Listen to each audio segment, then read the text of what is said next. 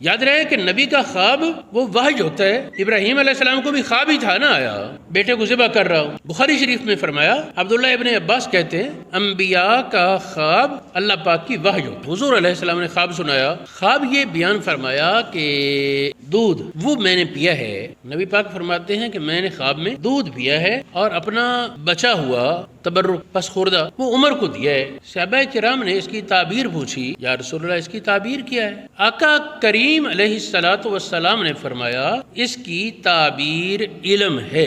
نبی پاک کے علم سے خصوصی فیض, نبی پاک کے علم سے خصوصی فیض وہ عمر فاروق کو عطا ہوا. اب یہ علم کتنا تھا, یہ ہم کون ہوتے ہیں تولنے والے. لیکن ایک بات ہے کہ صحابہ کرام میں یہ بات معروف تھی کہ حضور علیہ الصلوۃ والسلام نے جو علم تقسیم فرمایا, خاص طور پر خصوصی جو علم تقسیم فرمایا, اس کے اگر 10 حصے کریں تو 9 حصے عمر کو دیے گئے اور 10واں حصہ ساری امت کو تقسیم کیا گیا. اب اگر اس کا حساب کرتے رہے تو بڑا پیچیدہ حساب ہے.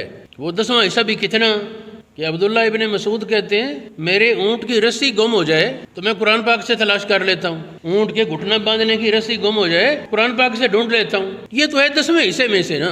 اور پھر نام لینے مناسب نہیں, بڑے بڑے اکابرین اسی 10ویں حصے میں آئیں گے. لیکن وہ 9 حصے علم وہ کتنا ہوگا؟ تو حضرت عمر فاروق رضی اللہ تعالیٰ عنہ, یہ فاروق لقب حضرت عمر کو کس نے دیا؟ یہ فاروق کا لقب نبی پاک نے عطا. فاروق کا معنی ہے فرق کرنے والا. حضرت عمر کے مسلمان ہونے سے پہلے کچھ لوگ ایسے تھے جن کے بارے عام لوگوں کو نہیں پتا تھا کہ یہ مسلم ہے یا غیر مسلم, یہ محمد الرسول اللہ کا غلام ہے یا آزاد ہے, یہ توحید والا ہے یا شرک والا ہے, یہ پتہ نہ تھا عام لوگوں کو. حضرت عمر نے مسلمان ہونے کے بعد جب نماز کا وقت عرض کی یا رسول اللہ کیا ہم حق پر نہیں ہیں؟ فرمایا کیوں نہیں, کوئی شک ہے؟ تو عرض کرتے ہیں یا رسول اللہ اگر ہم حق پر ہیں تو پھر چھپ کر کس لیے علانیہ نماز پڑھیں؟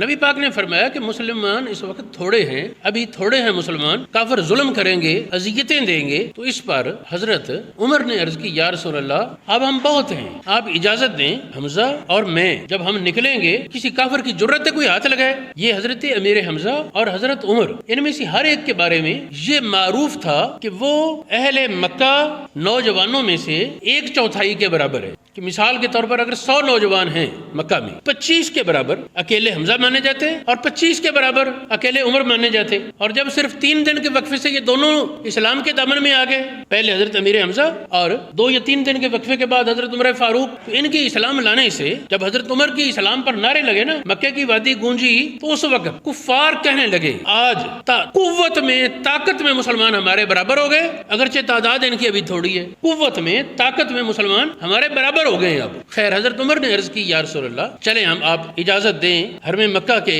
کعبہ کے صحن میں حرم مکہ میں نماز پڑھتے. سیدنا عمر فاروق رضی اللہ تعالی عنہ اور حضرت امیر حمزہ وہ یہ مسلمانوں کی نا 2 صفیں بنی, 20 مسلمان, 20 مسلمان ایک صف میں, اور بلکہ 19 کہنا چاہیے, 19 ایک صف میں اور اس کے ساتھ حضرت امیر حمزہ. پیچھے جو صف تھی اس میں بھی 19 اور اس کے ساتھ حضرت سیدنا عمر فاروق تلوار لے کر کھلے عام. اس وقت تک کسی کو یہ تصور نہیں تھا کہ مسلمان تلوار بھی اٹھا سکتا ہے, کیونکہ حکم مسلمانوں کو یہ تھا کہ اگر کوئی کافر تمہیں مارے بھی تو ہاتھ نہیں اٹھانا.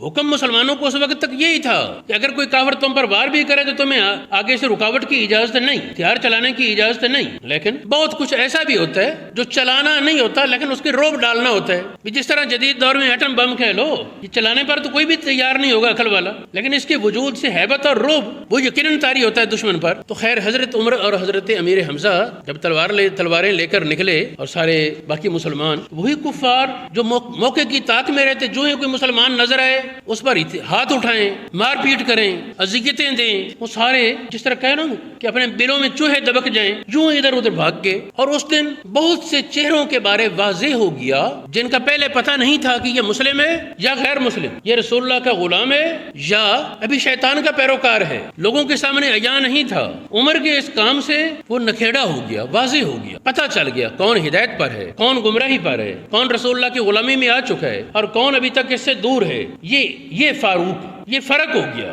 یہ چھاننا لگ گیا، یہ امتیاز ہو گیا کون حق کے راستے پر اور کون گمراہی کے راستے پر رہی ہے۔ تو حضرت جبریل علیہ السلام نے بھی حضرت عمر کا لقب فاروق ذکر کیا، لیکن ظاہر ہے کہ امت نے تو یہ لقب نبی پاک کی زبان سے سنا ہے نا، امت نے یہ لقب نبی پاک کی زبان سے سنا، تو اسی لیے ام المومنین عائشہ صدیقہ سے پوچھا گیا کہ حضرت عمر کو فاروق کا لقب دیا کس نے؟ انہوں نے کہا نبی پاک نے، اور کس؟ حضور علیہ السلام نے یہ لقب